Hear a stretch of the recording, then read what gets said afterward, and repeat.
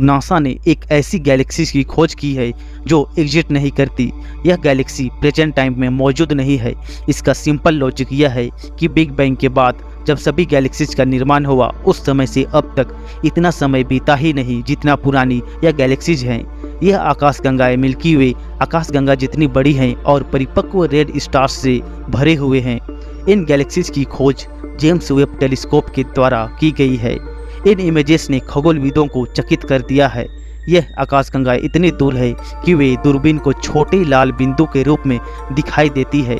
इन आकाशगंगा द्वारा उत्सर्जित प्रकाश के रिसर्च के आधार पर खगोलविदों ने फैसला किया है कि जो दिखाई दे रहे हैं वह ब्रह्मांड के शुरुआत चरणों के हैं, यानी बिग बैंग के 5 लाख से 7 लाख साल बाद की। यह प्रारंभिक ब्रह्मांड का एक उदाहरण है और शुरुआती ब्रह्मांड को समझने में महत्वपूर्ण भूमिका निभाएगी।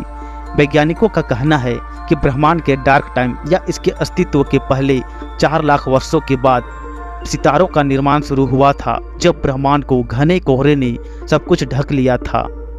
यह खोज हमारे समझ को प्रभावित करती है। हमें 13.8 अरब साल पहले जाना पड़ेगा, जब बिग बैंग की घटना हुई थी और हमारे ब्रह्मांड का जन्म हुआ था। उसके बाद ब्रह्मांड धीरे धीरे ठंडा हो रहा था। ब्रह्मांड की सृजन और उसकी बनावट की जो समझ हमें है, उसे यह गैलेक्सी प्रभावित कर रही है। क्या हम जो सोच रहे थे कि तारों का निर्माण धीरे धीरे हुआ, उस सोच में कमी हो और तारों का निर्माण तेज गति से हुआ हो?